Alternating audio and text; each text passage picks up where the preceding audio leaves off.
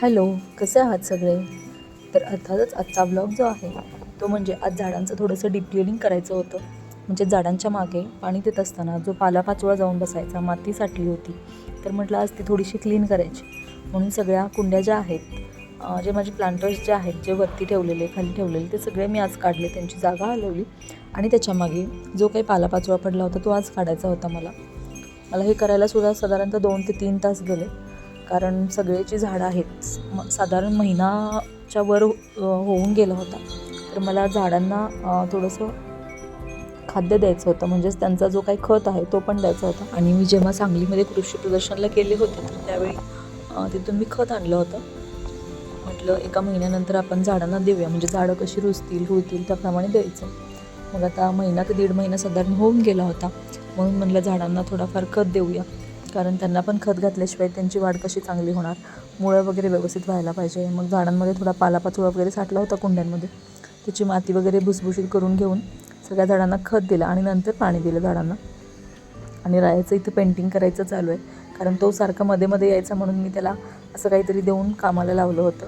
म्हटलं हे ड्रॉइंग काढून दिलं त्याला आणि म्हटलं याच्यामध्ये सगळे कलर्स भर. तो वॉटर कलरिंग करत बसला होता, नाहीतर मध्ये मध्ये मध्ये मध्ये नुसता येत होता, मला काम करू देत नव्हता, म्हणून त्याला असं बसवलं होतं. आणि जे काही खाली वगैरे छोट्या अशा कुंड्या होत्या त्या पण जरा इकडे तिकडे केल्या.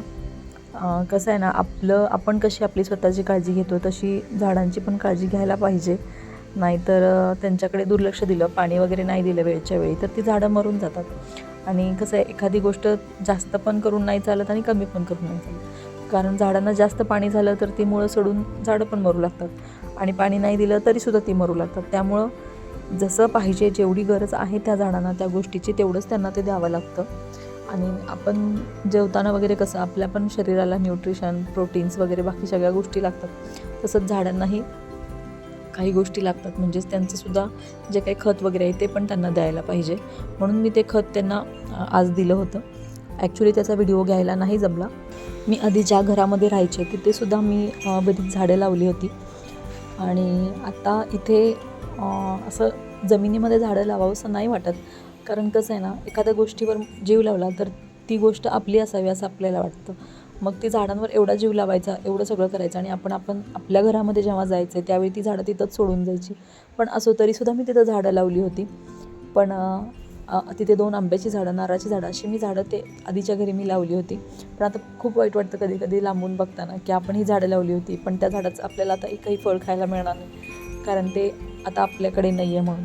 तर म्हणून मला आता असं इथे जमिनीमध्ये, मी आत्ता जिथे राहते तिथे मला जमिनीमध्ये झाडं लावून म्हणजे असं सोडून जायचं नाही आहे, म्हणून मी लावली नाही आहे. तरी पण बऱ्यापैकी थोडीफार झाडं मी इथे खाली पण लावलेली आहेत. नंतरच्या कधी तर व्हिडिओ मध्ये मी तुम्हाला ते पण दाखवेन की मी खाली कुठली झाडं लावले. तर आता मी खाली माझ्या गार्डनमध्ये जमिनीमध्ये पेरूचं एक झाड लावलं आहे, आणि एक 2-3 गुलाबाची झाडं लावली आहेत, आणि अजून मनी प्लांट वगैरे खाली लावलं आहे तिथं जमिनीमध्ये. पण कसं आहे ना, शेवटी घर सोडून जाताना मला ते तिथंच ठेवायचं आहे. मग त्यांना मोठं केलं, सगळं केलं. एका लहान बाळासारखं आपण एखादी गोष्ट जपतो, ती गोष्ट तेच सोडून जायला असं मन होत नाही. म्हणून मन आत्ता सध्या माझं होत नाही आहे की मी इथे खाली झाडं लावेन, पण तरी पण लावली आहे. असो, पण शेवटी आपल्याला तेही आशीर्वाद देत असतात. आणि आता बरीच झाडं झाली आहेत, त्यांची केअर करणं पण माझ्यासाठी खूप गरजेचं आहे. घरामध्ये कामं करायचं म्हटलं तर 2 मुलं आणि संसार बघता बघता आणि हे सगळं करता करता खूप व्याप असा वाढला असं झालं आहे. आणि प्लस आमचा बिझनेस पण आहे, तर त्यातून मला वेळ मिळेल तसं मी ह्या सगळ्या गोष्टी करत असते. आणि आवड असली की सवड मिळते असं म्हणतात, तर त्याप्रमाणे मी पण सवड काढते, आवड आहे म्हणून. आणि माझं जे काही ड्रॉइंग आहे, माझ्या बाकीच्या जे काही आवडीनिवडी आहेत, तर त्या पण मी जपण्याचा प्रयत्न करते. तर तुम्ही ज्या काही आता घरच्या वर्किंग वुमन वगैरे आहेत, त्यांनीसुद्धा फक्त काम, संसार आणि मुलं बाळं वगैरे एवढंच करत न बसण्यापेक्षा आपण स्वतःचा पण एखादा तरी छंद प्रत्येक स्त्रियांनी जपायला पाहिजे. कारण त्यांचं पण मन कुठेतरी रमायला पाहिजे, आणि मन रमल्याशिवाय मनाला समाधान नाही मिळत. तर कुठेतरी असतं प्रत्येकाच्या घरामध्ये, काही ना काही असतं, वाद असतात, भांडणं असतात, सुख येतं, दुःख येतं, सगळे सारखंच असतं. सगळ्या गोष्टी, तराजू काटा हा वर खाली असतो, तो कधीही समान नसतो. आणि माझी इथं एक हँगिंगची प्लांटरची बकेट एक आहे, तर तिला लावायला मला जागा मिळत नाही खूप दिवस झाले. आणि इथे मी रेंटेड राहत असल्यामुळे इथे खिळे जास्त मी ॲक्च्युली कुठेच मी खिळे जास्त केलेले नाही आहेत. तर मला इथे खिळा मारायचा नाही आहे, पण काहीतरी जुगाड करून मला ते वरच्या 3rd फ्लोअरपासून ते खाली दोरी सोडून असं काहीतरी मी त्या हँगिंगच्या बकेटला करणार आहे. बघू आता त्याला कधी वेळ मिळतो आहे त्यानुसार. आणि अशा प्रकारे माझं जे काही क्लिनिंग आहे ते सुरू होतं आज दिवसभर, आणि वेळ कसा गेला कळालं नाही. तर माझे व्हिडिओ जे मी टाकत असते ते बरेच लोक बघत आहेत, हे मला म्हणजे माझ्या अल्गोरिदमवर तर समजते. पण कसं आहे, नॉन फॉलोवर्स पण फार आहेत, तर ते सुद्धा व्हिडिओ वॉच करतात. तर प्लीज तुम्ही सबस्क्राईब करा, की जेणेकरून माझा जो काही नवीन व्हिडिओ येईल तो तुम्हाला पटकन समजेल. आणि बेल आयकॉनही दाबा, की माझं नोटिफिकेशन तुमच्यापर्यंत पोहोचेल. आणि प्लीज सपोर्ट करत राहा.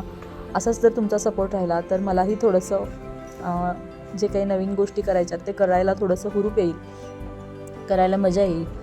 तर त्याच्यासाठीच प्लीज सबस्क्राईब करा, लाईक करा, कमेंट करा. काय सजेशन असतील तर सांगत जावा. भेटू नेक्स्ट व्लॉगमध्ये. तोपर्यंत बाय.